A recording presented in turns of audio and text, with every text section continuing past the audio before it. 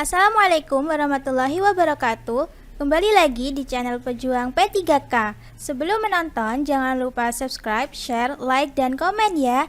Langsung saja kita simak videonya.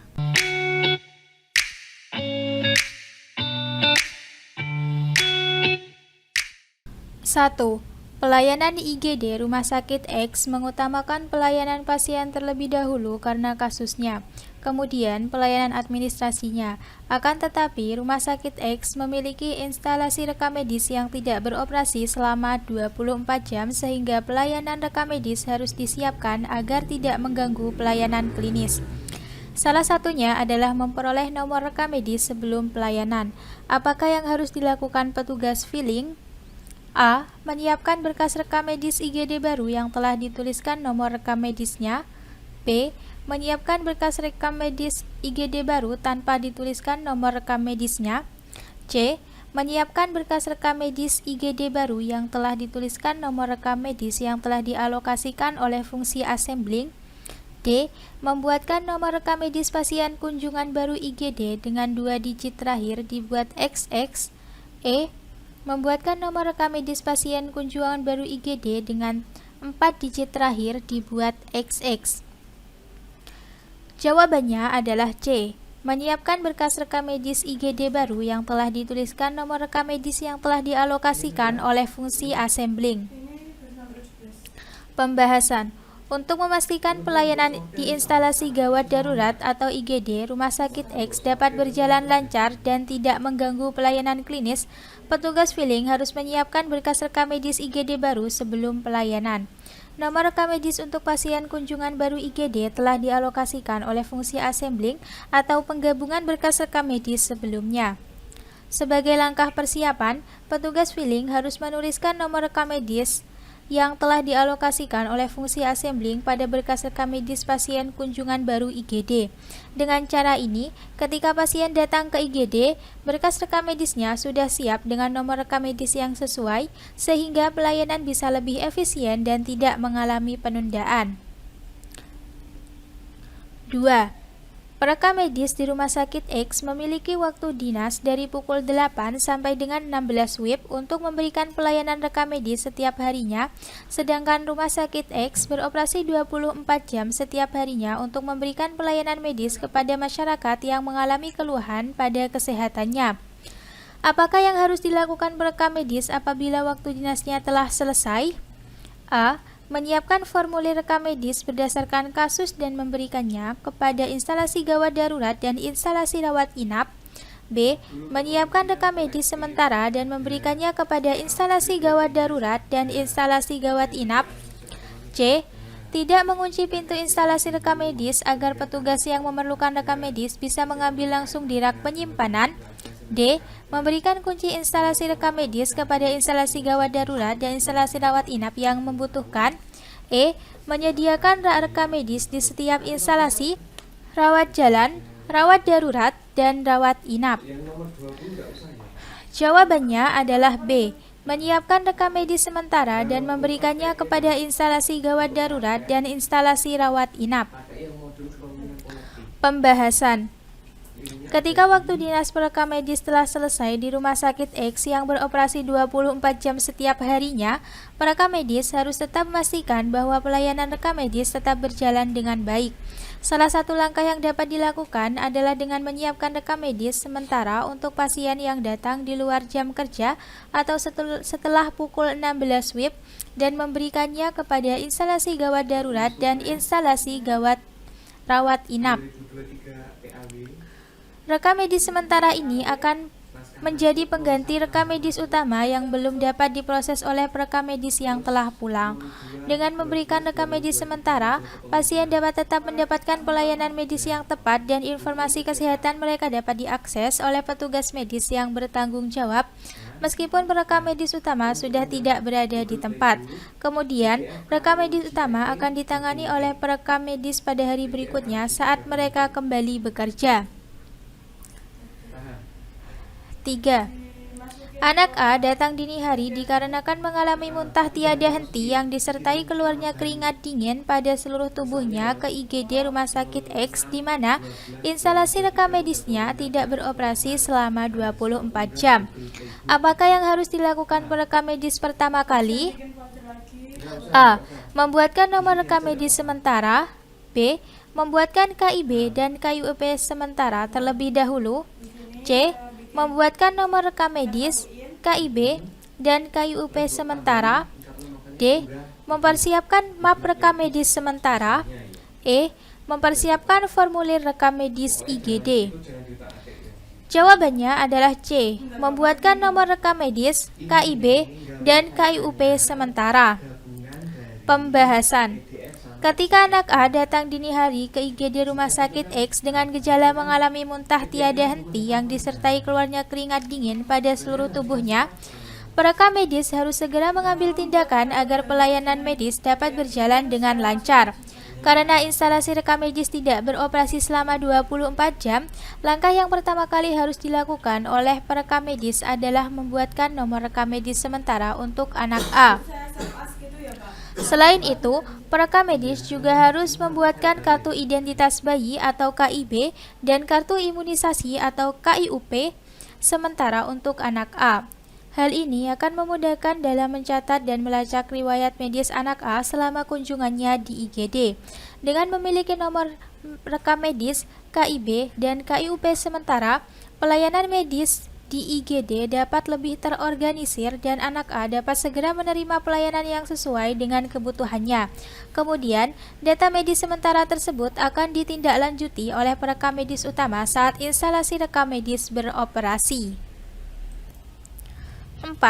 Anak A yang datang ke IGD Rumah Sakit X dengan keluhan muntah tiada henti yang disertai keluarnya keringat dingin dan memperoleh nomor rekam medis sementara serta telah mendapatkan pelayanan diketahui pernah berobat sebelumnya. Apakah yang harus dilakukan oleh perekam medis terhadap rekam medis anak A? A. Menyimpan rekam medis gawat darurat anak A di TPP IGD dengan nomor rekam medis yang baru. B. Menyandingkan rekam medis gawat darurat dan rekam medis lama di rak penyimpanan di ruang filling. C. Menyatukan rekam medis gawat darurat anak A dengan rekam medis lama di ruang filling dan menggunakan nomor rekam medis yang baru. D. Menyatukan rekam medis gawat darurat anak A dengan rekam medis lama di ruang filling dan menggunakan nomor rekam medis yang lama. E. Menyatukan rekam medis gawat darurat anak A dengan rekam medis lama di ruang filling dan menggunakan dua nomor rekam medis, baik nomor rekam medis di IGD dan nomor rekam medis lama. Jawabannya adalah D.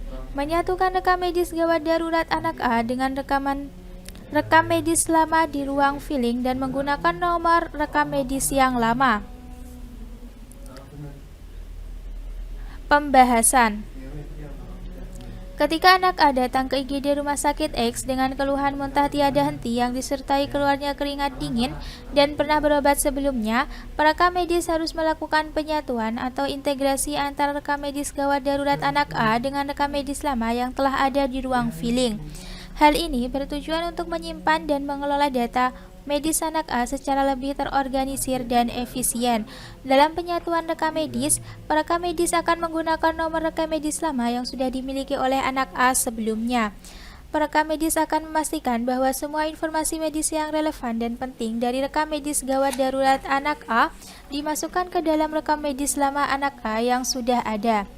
Dengan demikian, data medis anak A akan disimpan dalam satu berkas rekam medis dengan nomor rekam medis yang lama dan pelayanan medis selanjutnya dapat berlanjut dengan data medis yang komprehensif dan terkini. 5. Perekam medis di bagian assembling menerima berkas rekam medis dari rawat jalan, gawat darurat, dan rawat inap untuk dilakukan perakitan sesuai dengan kronologi penyakit pasien yang bersangkutan. Kemudian berkas rekam medis dilakukan analisis kuantitatif dan kualitatif. Setelah berkas rekam medis dinyatakan lengkap, baru rekam medis akan disimpan di rak filling. Apakah yang dilakukan perekam medis pertama kali pada saat menerima berkas rekam medis tersebut? A. Menyortir berkas rekam medis yang diterima berdasarkan nomor rekam medis. B. Merakit kembali berkas rekam medis sesuai dengan kronologi penyakit pasien yang bersangkutan. C. Menganalisis kuantitatif berkas rekam medis. D. Menganalisis kualitatif berkas rekam medis. E. Memfilingkan berkas rekam medis. Jawabannya adalah A. Menyortir berkas rekam medis yang diterima berdasarkan nomor rekam medis. Pembahasan. Ketika perekam medis di bagian assembling menerima berkas rekam medis dari rawat jalan, gawat darurat, dan rawat inap untuk dilakukan perakitan sesuai dengan kronologi penyakit pasien yang bersangkutan, langkah pertama yang harus dilakukan adalah menyortir berkas rekam medis berdasarkan nomor rekam medis. Nomor rekam medis adalah cara untuk mengidentifikasi dan melacak rekam medis setiap pasien secara unik. Dengan menyortir berkas rekam medis berdasarkan nomor rekam medis, perekam medis dapat memastikan bahwa semua rekam medis pasien yang terkait dengan kasus tertentu dapat ditemukan dan dirakit dengan benar sesuai dengan urutan kronologisnya.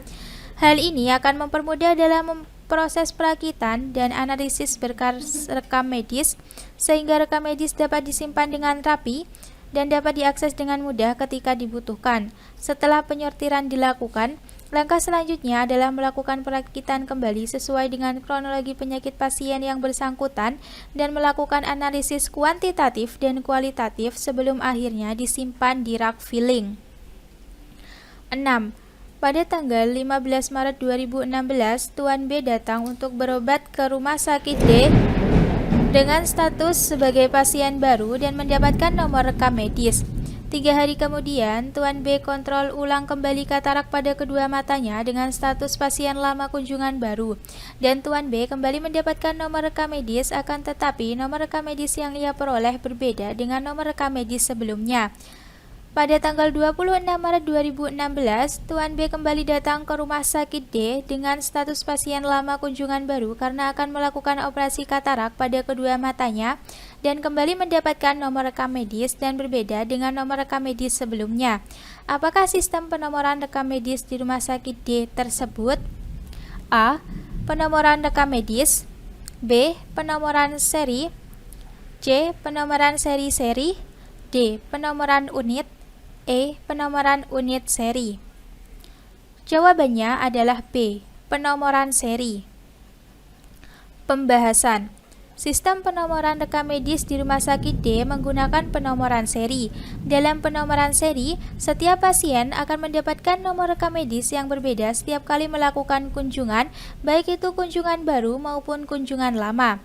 Jadi, pada setiap kunjungan, Tuan B akan diberikan nomor rekam medis baru yang berbeda dengan nomor rekam medis sebelumnya. Penomoran seri memastikan bahwa setiap kunjungan pasien dapat dilacak secara unik dan tidak tercampur dengan kunjungan sebelumnya. Dengan demikian, data medis setiap kunjungan dapat disimpan secara terpisah dan dianalisis secara lebih akurat. Meskipun Tuan B adalah pasien lama, setiap kunjungannya akan diberi nomor rekam medis baru untuk memisahkan data medis dari kunjungan-kunjungan sebelumnya. 7. Pada tanggal 15 Maret 2016, Tuan B datang untuk berobat ke rumah sakit D dengan status sebagai pasien baru dan mendapatkan nomor rekam medis. 3 hari kemudian, Tuan B kontrol ulang kembali katarak pada kedua matanya dengan status pasien lama kunjungan baru, dan Tuan B kembali mendapatkan nomor rekam medis, akan tetapi nomor rekam medis yang ia peroleh berbeda dengan nomor rekam medis sebelumnya. Pada tanggal 26 Maret 2016, Tuan B kembali datang ke rumah sakit D dengan status pasien lama kunjungan baru karena akan melakukan operasi katarak pada kedua matanya dan kembali mendapatkan nomor rekam medis dan berbeda dengan nomor rekam medis sebelumnya. Apakah yang harus pertama kali dilakukan perekam medis pada semua nomor yang telah diberikan? A. Mencatat semua nomor rekam medis Tuan B tersebut pada kartu indeks utama pasien miliknya. B. Mencatat semua nomor rekam medis Tuan B pada buku registrasi pasien. C. Mencatat semua nomor rekam medis Tuan B tersebut pada bank nomor rekam medis. D. Mencatat semua nomor rekam medis Tuan B tersebut pada berkas rekam medis kunjungannya. E. Mencatat semua nomor rekam medis Tuan B tersebut pada map rekam medis. Jawabannya adalah A.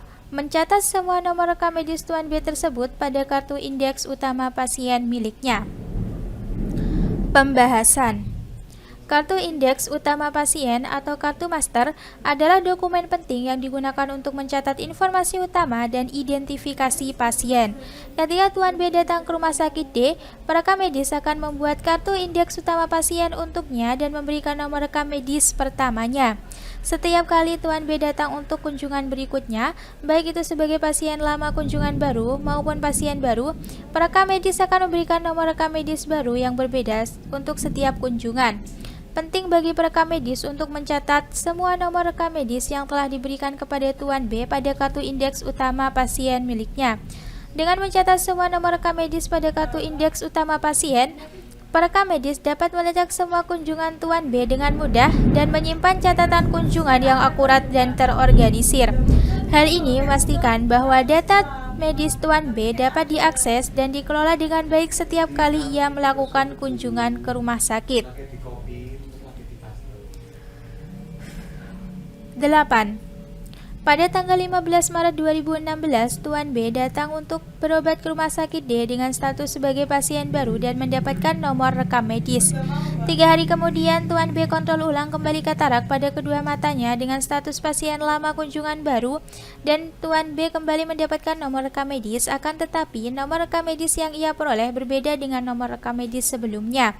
Pada tanggal 26 Maret 2016, Tuan B kembali datang ke rumah sakit D dengan status pasien lama kunjungan baru karena akan melakukan operasi katarak pada kedua matanya dan kembali mendapatkan nomor rekam medis dan berbeda dengan nomor rekam medis sebelumnya. Apakah yang harus perekam medis setelah Tuan B selesai memperoleh pelayanan? A. Menyimpan rekam medis Tuan B sesuai dengan tempat kunjungan yang telah dilakukannya. B. Menyimpan rekam medis Tuan B sesuai dengan nomor rekam medis yang telah diperolehnya. C. Menyimpan rekam medis Tuan B sesuai dengan tanggal masuk.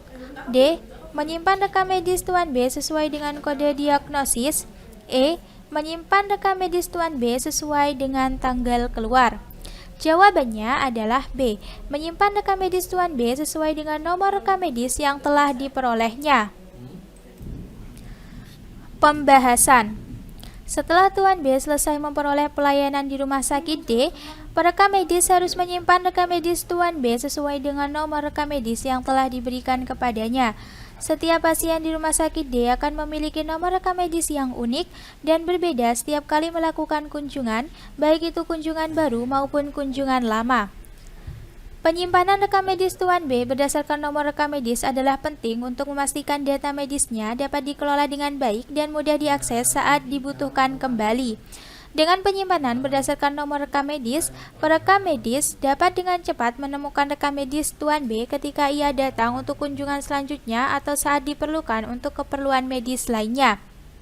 Sistem penyimpanan berdasarkan nomor rekam medis juga memastikan bahwa rekam medis Tuan B akan terpisah dengan pasien lainnya dan dapat diakses secara terpisah untuk keperluan analisis dan penelusuran data medis Tuan B secara spesifik. 9. Tuan Y datang dan berobat ke Poliklinik THT RSU Mutiara Bunda Bengkulu sebagai pasien baru. Akan tetapi, Tuan Y tidak diberi KIB serta KIUP oleh perekam medis di loket pendaftaran dan hanya memiliki nomor rekam medis yang dicatat di dalam buku register. Apabila Tuan Y datang berobat kembali, maka perekam medis di loket pendaftaran akan melihat buku register dengan menanyakan nama dan tanggal kunjungan terakhir berobat dan Tuan Y akan mendapatkan nomor rekam medis yang baru. Sistem penomoran pada RSU Mutiara Bunda Bengkulu dikenal dengan A. Serial Numbering System. B. Unit Numbering System. C. Serial Numbering System. D. Unit Numbering System. E. Serial Unit Numbering System. Jawabannya adalah A. Serial Numbering System. Pembahasan. Sistem penomoran rekam medis di RSU Mutiara Bunda Bengkulu dikenal sebagai Serial Numbering System. Dalam sistem ini, setiap pasien akan diberikan nomor rekam medis yang unik pada setiap kunjungan. Nomor rekam medis tersebut diberikan berurutan secara berkesinambungan sejak pasien pertama kali datang hingga kunjungan selanjutnya. Ketika Tuan Y datang dan berobat ke Poliklinik THT sebagai pasien baru, ia diberikan nomor rekam medis yang unik pada kunjungan pertamanya. Ketika tuan ia datang kembali untuk berobat selanjutnya, perekam medis akan mencatat kunjungan baru tersebut dalam buku register dan memberikan nomor rekam medis baru yang berbeda dengan kunjungan sebelumnya. Dengan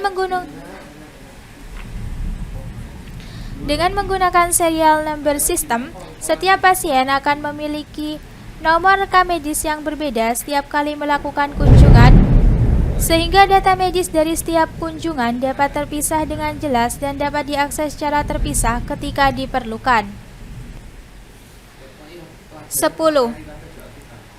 Bayi Nyonya A harus dirawat insentif di ruang Perina RSU Umi Bengkulu karena memiliki HB 10,6 pada saat dilahirkan pada tanggal 14 Agustus 2017 dan harus ditransfusi sebanyak 2 kantong darah. Bayi Nyonya N mendapatkan KIB dan KIUP sebagai pasien baru serta memiliki nomor rekam medis yang dapat dipergunakan untuk semua pelayanan kesehatan pada fasilitas pelayanan kesehatan RSU Umi Bengkulu. Sistem penomoran pada RSU Umi Bengkulu dikenal dengan A. Serial Numbering System, B. Unit Numbering System, C. Serial Numbering System, D. Unit Numbering System, E. Serial Unit Numbering System. Jawabannya adalah B. Unit Numbering System. Pembahasan. Sistem penomoran rekam medis di RSU Umi Bengkulu dikenal sebagai Unit Numbering System. Dalam sistem ini, setiap pasien akan diberikan nomor rekam medis yang unik pada setiap kunjungan atau episode perawatan tertentu. Pada contoh kasus bayi Nyonya N, ia diberikan KIB dan KIUP sebagai pasien baru dan memiliki nomor rekam medis yang dapat digunakan untuk semua pelayanan kesehatan di RSU Umi Bengkulu.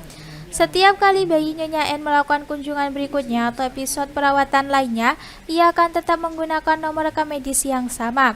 Dengan menggunakan unit numbering system, setiap pasien akan memiliki nomor rekam medis yang unik dan konsisten untuk setiap kunjungan atau episode perawatan yang berbeda. Hal ini memudahkan pengelolaan data medis pasien dan memastikan kontinuitas perawatan yang tepat dan terorganisir. 11. Dalam sejarahnya, perkembangan rekam medis didasari oleh kebutuhan utama terhadap A. Hukum, B. Dokumentasi, C. Keuangan, D. Tradisi, E. Pelayanan kesehatan. Jawabannya adalah B. Dokumentasi. Pembahasan. Dalam sejarahnya, perkembangan rekam medis didasari oleh kebutuhan utama terhadap dokumentasi.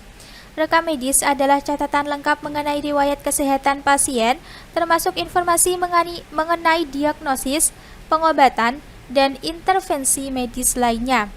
Dokumentasi ini sangat penting untuk menyediakan informasi yang akurat dan terkini tentang pasien, sehingga dapat digunakan oleh tenaga medis untuk memberikan pelayanan kesehatan yang tepat dan efektif. Selain itu, dokumentasi rekam medis juga berperan dalam aspek hukum, keuangan, dan pengelolaan pelayanan kesehatan secara keseluruhan. 12. Tokoh di bawah ini dikenal sebagai Bapak Kedokteran adalah A.